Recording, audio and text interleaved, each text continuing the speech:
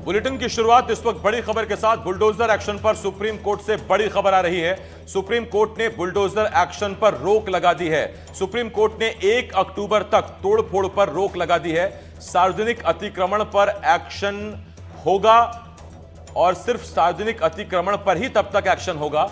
अवैध निर्माण हटाने की एक प्रक्रिया होती है, यह सुप्रीम कोर्ट ने कहा है। सुप्रीम कोर्ट ने कहा बुलडोजर न्याय का महिमा मंडन बंद होना चाहिए। सुप्रीम कोर्ट ने कहा बुलडोजर जस्टिस का महिमा मंडन बंद हो, हमें आपकी सहायता चाहिए और हम चुनाव आयोग से भी सहायता मांग सकते हैं। सुप्रीम कोर्ट ने एसजी मेहता से कहा, ऐसे किसी भी आदेश का कड़ा विरोध करते हुए कहा कि अदालत कानून द्वारा स्थापित प्रक्रिया के अनुसार तोड़फोड़ को कैसे रोक सकती है, लेकिन सुप्रीम कोर्ट इससे सहमत नहीं था। सुप्रीम कोर्ट ने बुलडोजर जस्टिस पर ब्रेक लगा दिया है।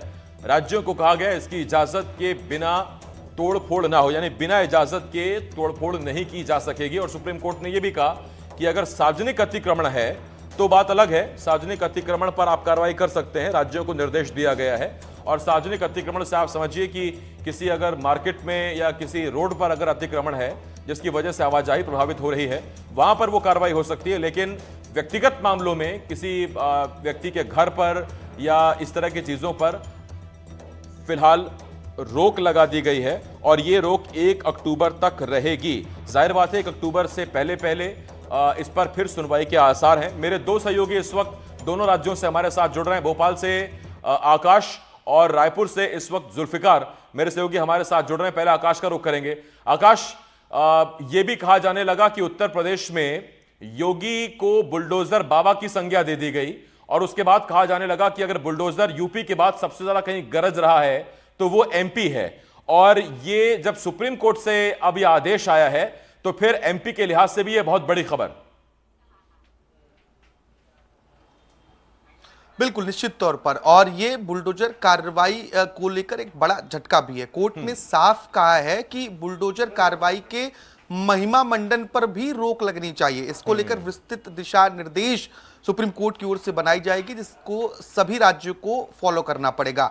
मध्य प्रदेश में अगर हम बात करें तो लगातार बुलडोजर कार्रवाई देखने को हमें मिली है। बीते दिन छतरपुर, रतलाम, सागर, इसके पहले उज्जैन, कई अलग अलग मामलों में आरोपियों के मकान ढहाए गए हैं। खासतौर पर बहुत छोटे मसलों पर भी कई बार ऐसी कार्रवाइयां देखने को मिली है। उज्जैन के एक मामले से इस कार्रवाई को आपको समझाने की कोशिश करते हैं। बाबा महाकाल की शाही सवारी में कुछ युवकों पर थूकने के आरोप लगे और इसके बाद पुलिस ने तत्काल कुछ युवकों को गिरफ्तार किया, उनके मकान को ढहा दिया गया। लेकिन मामला जब कोर्ट में पहुंचा तो यह सिद्ध ही नहीं हो पाया कि वो आरोपी हैं या नहीं। असल आरोपी वो थे ही नहीं। अब ऐसे मामलों में समझिए कि एक निर्दोष को न सिर्फ जेल में रखा गया बल्कि उसका मकान भी तोड़ा गया। मध्य प्रदेश में बीती सरकार में कहा गया था कि अपराधियों को आर्थिक रूप से कमजोर करने के लिए सरकार इस तरीके के कदम उठाती है। लेकिन उज्जैन के इस मसले से आप अंदाजा लगा लीजिए कि आखिर किस तरीके से लोगों को न्याय मिला होगा। और कई मामलों में सवाल खड़े हुए हैं। बीते दिन जो छतरपुर में कार्रवाई हुई उस पर भी राष्ट्रीय स्तर पर राजनीति देखने को मिली, सवाल खड़े किए गए। तो अब सुप्रीम कोर्ट के इस फैसले के बाद देखना होगा कि सरकार का अगला रवैया क्या होगा और क्या कुछ आने वाले समय में दिशा निर्देश जारी होते हैं, ये भी देखना होगा। क्योंकि ये पहली मध्य प्रदेश में 1-2 कार्रवाइयां नहीं हुई है, बुलडोजर कार्रवाई लगातार होती रही। बीती सरकार में भी मामा का बुलडोजर चलेगा, इस तरीके के शब्द का इस्तेमाल मध्य प्रदेश में किया जाता रहा। इसके बाद नई सरकार बनने के बावजूद अभी भी इसी साल बीते 1 से 1.5 महीने को अगर आंकड़ों पर नजर डालेंगे तो 304 मसलों पर बुलडोजर कार्रवाई मध्य प्रदेश में हमें देखने को मिली है। आकाश, एक सवाल और है आपसे। जैसा आपने उज्जैन का जिक्र किया उसी तरह की घटना मुझे भोपाल की भी याद आती है, जहां एक आरोपी था वो अपनी नानी के घर में अपनी मां के साथ रहता था और किसी मामले में उसकी संलिप्तता पता नहीं पाई गई थी कि नहीं पाई गई थी, लेकिन नानी का घर ढा दिया गया था। तब भी बहुत विवाद हुआ था, बवाल हुआ था और इस तरह की कार्रवाई पर सवाल उठे थे। महिमा मंडन का जिस तरह सुप्रीम कोर्ट ने जिक्र किया है कि बुलडोजर कार्रवाई का महिमा मंडन अब बंद होना चाहिए, तो ऐसा लगता है कि शायद ये चीजें बढ़ी हैं, तभी सुप्रीम कोर्ट ने इस पर संज्ञान लिया और कार्रवाई से अलग जब ये चीजें महिमा मंडन तक पहुंच गई, प्रचार के एक तरीके तक पहुंच गई, तब इस पर शायद सुप्रीम कोर्ट को संज्ञान लेना पड़ा। बिल्कुल न सिर्फ कार्रवाई की गई बल्कि जो महिमा मंडल वाला बिंदु बकायदा सुप्रीम कोर्ट ने कोट किया है वो वाकई में सोचने वाली बात है, क्योंकि इस कार्रवाई को बहुत बढ़ा चढ़ाकर दिखाया गया। उत्तर प्रदेश के बाद मध्य प्रदेश में भी अलग अलग संज्ञा के साथ बुलडोजर कार्रवाई को बहुत हाइपर तरीके से दिखाने की कोशिश हुई। न सिर्फ सामान्य तरीके से बल्कि सोशल मीडिया पर भी बुलडोजर कार्रवाई को लोग सराहना करने लगे। ऐसे में क्योंकि कई मर्तबा ऐसा होता है कि पीड़ित एक व्यक्ति है लेकिन उसका जो हर्जाना है, जो नुकसान है, वो पूरा परिवार भुगत रहा है और पूरे परिवार को परेशान होना पड़ता था। कोर्ट ने इसीलिए कहा है कि ऐसी कार्रवाइयों का महिमा मंडन बंद होना चाहिए, क्योंकि लगातार कहा गया कि चाहे वो उत्तर प्रदेश की बात करें, बाबा का बुलडोजर चलेगा, मध्य प्रदेश में वो कार्रवाई बीती सरकार में मामा को बुलडोजर चल जाएगा। इस तरीके का जब शब्दों का इस्तेमाल होता है और इससे उस तरीके से प्रेजेंट किया जाता है कि बहुत न्यायिक कार्रवाई है, और इसीलिए सुप्रीम कोर्ट को इस तरह की टिप्पणी भी करनी पड़ी कि महिमा मंडन नहीं होना चाहिए, खासतौर पर इस तरीके की कार्रवाइयों का जिसमें दोष सिद्ध हुए बिना सरकार फटाक से आपका घर तोड़ दे। देखिए, सरकार जब घर तोड़ती है, जब घर तोड़ा जाता है, नगर निगम की ओर से, प्रशासन की ओर से कहा जाता है कि घर अवैध था, लेकिन सवाल ये भी उठता है कि जो हिस्सा अवैध था वो अचानक से कहां से पकड़ में आता है? इसके पहले तक क्या जांच पड़ताल नहीं की जाती थी? नहीं, सवाल इस पे ये भी उठे कि अगर ऐसे नक्शे पास नहीं है तो फिर उस पूरी कॉलोनी में केवल उसी घर को क्यों ढाया गया? फिर वो पूरी कॉलोनी अवैध नहीं है क्या? नक्शे सबके पास चेक किए गए क्या? तमाम सवाल है। जुल्फिकार मेरे साथ रायपुर से इस वक्त मेरे सहयोगी जुड़े हुए हैं। आकाश, में लौट रहा हूं आपके पास। जुल्फिकार, हालांकि मध्य प्रदेश की तरह छत्तीसगढ़ में उतनी तीव्रता तो नहीं थी इस तरह की कार्रवाई की, लेकिन छत्तीसगढ़ में बुलडोजर एक्शन किस डिग्री तक था और ये कितनी बड़ी खबर है एक राज्य सरकार के लिए भी, छत्तीसगढ़ के लिहाज से?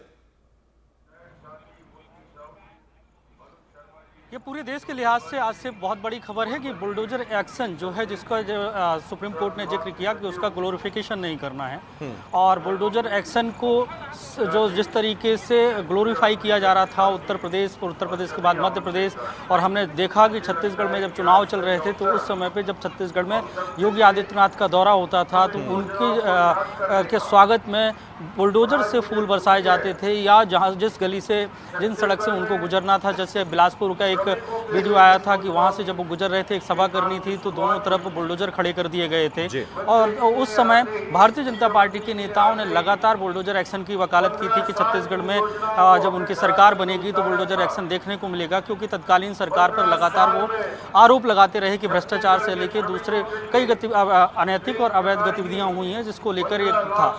हालांकि जब छत्तीसगढ़ में सरकार बन गई तो उसके बाद छत्तीसगढ़ में भी बुलडोजर एक्शन देखने को मिला। कवर्धा में साधराम यादव हत्याकांड हुआ था, उस मामले के जो आरोपी थे उनके परिवार से जुड़ी हुई जो संपत्तियां थी उनमें से कुछ संपत्तियों को बुलडोजर को बुलडोज किया गया था। अब जब सुप्रीम कोर्ट का ये फैसला आया है तो निश्चित तौर से सरकारों के लिए एक हिदायत है कि जो प्रशासनिक अमला है, कलेक्टर हैं, और इनके पास वो अधिकार नहीं है कि अगर कोई व्यक्ति आरोपी है तो उस आरोपी के परिजनों की या उससे संबंधित लोगों की संपत्ति को ढा दिया जाए। आसिफ, यहाँ पे एक बात मैं ये बताना भी चाहूँगा कि अगर हम देखें जितने भी घर बनते हैं, कहा जाता है कि नगर निगम से नक्शा पास है, तो अगर देखा जाए तो ऐसे बहुत कम घर आपको मिलेंगे जिन घरों में नगर निगम के द्वारा पास किए गए, टाउन एंड कंट्री प्लानिंग के द्वारा पास किए हुए नक्शे को पूरा बनाया जाए। क्योंकि अगर देखें तो जो नक्शा पास होता है तो किसी भी घर में बालकनी नहीं होती है। 1000 स्क्वायर फीट का अगर उसका घर है तो बालकनी उसकी सड़क के ऊपर होती है। तो ऐसी स्थिति में देखा जाए तो किसी भी घर को अगर नापा जाए, उसको नाप जो की जाएगी तो उसमें कहीं ना कहीं जो है खामियां निकल के ही आएंगी। 1000 स्क्वायर फीट का घर है तो कंस्ट्रक्शन में उसकी छपाई के बाद पता चलेगा कि 1001 स्क्वायर फीट उसका घर हो गया है। तो ऐसी स्थिति में अगर किसी पर भी कार्रवाई अगर करनी है तो उस पर प्रशासन के पास बहुत सारे अधिकार हो जाते हैं। और घर के अंदर का जो स्ट्रक्चर है, क्योंकि पुराने घर बने हुए हैं, बहुत सारे ऐसे घर हैं जिनमें उस समय पे नक्शे पास नहीं हुए हैं, रो हाउस बने हैं, लोगों ने अपने हिसाब से घर की दीवार तोड़ी, तोड़ने के बाद उस पर दीवार दूसरी बनाई और घर के जो डिज़ाइन है उसे बदल दिया। तो ऐसे में अगर देखें तो बहुत सारे लूप होल्स हैं घरों को लेकर। तो अब सुप्रीम कोर्ट का फैसला आया है तो दूसरे राज्यों की तुलना में छत्तीसगढ़ में भी फर्क पड़ेगा, क्योंकि यहाँ पे भी बुलडोजर की कई बार चर्चाएं हुई हैं। मैं अगर जुल्फिकार पूरे देश के परिप्रेक्ष्य में सवाल पूछूं, क्योंकि ये ऐसा माना जा रहा है, ऐसा लग रहा है कि बुलडोजर का प्रमोशन पार्टी विशेष की तरफ से होता रहा और इस पर कांग्रेस हमेशा से आपत्ति जताती रही। तो इसको ये मान के चलें कि अब कांग्रेस के पास निशाना साधने के लिए एक बहुत मजबूत एक हथियार मिल गया है इस आदेश के बाद। हालांकि रोक 1 अक्टूबर तक ही है फिलहाल। देखिए, राजनीतिक तौर से कांग्रेस को एक बड़ा हथियार मिल गया, या कह लें कि विपक्ष को भी हथियार मिल गया, क्योंकि उत्तर प्रदेश की बात करें तो वहाँ समाजवादी पार्टी है, बसपा है और कांग्रेस है, और दूसरे राज्यों मध्य प्रदेश, छत्तीसगढ़, राजस्थान में यहाँ देखें तो सीधे तौर से भारतीय जनता पार्टी और कांग्रेस है। तो भारतीय जनता पार्टी इसका ग्लोरीफाई करती रही है, उसका बुलडोजर एक्शन की सराहना करती रही है, और उनके लोग, उनके कार्यकर्ता ये कहते रहे हैं कि बुलडोजर बाबा हैं, बुलडोजर मामा हैं, और छत्तीसगढ़ में हालांकि अभी किसी का नाम बुलडोजर को लेकर बन नहीं पाया था। तो ऐसी स्थिति में विपक्ष ये कह सकता है कि सुप्रीम कोर्ट के फैसले के बाद कि वो पहले से ही आरोप लगाते रहे हैं, कि वो पहले से कहते रहे हैं कि सरकार जो एक्शन हो रहे हैं वो कहीं ना कहीं गलत हैं, वो संवैधानिक व्यवस्थाओं के तहत नहीं हैं, और ये भी आरोप लगाते रहे हैं कि विपक्ष की एक समाज विशेष को टारगेट करने के लिए ही बुलडोजर एक्शन होता रहा है। तो ये तमाम बातें रही हैं। हालांकि सुप्रीम कोर्ट ने जब फैसला दिया है तो विपक्ष अब इसे किस तरीके से लेता है, लेकिन एक उससे छोटा सा हथियार सत्ता पक्ष को घेरने के लिए हो जाएगा। केंद्र में भी भारतीय जनता पार्टी एनडीए की सरकार है, मध्य प्रदेश, छत्तीसगढ़ में देखें तो भारतीय जनता पार्टी की सरकार है, लेकिन अब ये नहीं कह पाएंगे। हालांकि ऐसे कभी कभी कांग्रेस के पार्टी के लोग भी कहते थे, जहां पे स्थिति ऐसी बनती थी कि भाजपा से जुड़े हुए अगर कोई पदाधिकारी है, उनके द्वारा अगर किसी भी तरीके के क्राइम में उनकी सहभागिता के आरोप लगते रहे, तो ऐसे में सवाल उठाते पूछते रहे हैं कि क्या उन पर भी बुलडोजर एक्शन होगा। हालांकि इसे जस्टिफाई पहले भी नहीं किया जा सकता था, क्योंकि इसके भी बहुत प्रोसीजर हैं, और सुप्रीम कोर्ट ने उसी बात को माना है। जी, निश्चित तौर पर अब देखना होगा आगे क्या कुछ चीजें होती हैं। बहुत बहुत शुक्रिया इन तमाम जानकारियों के लिए जुल्फिकार और आकाश, आप दोनों का।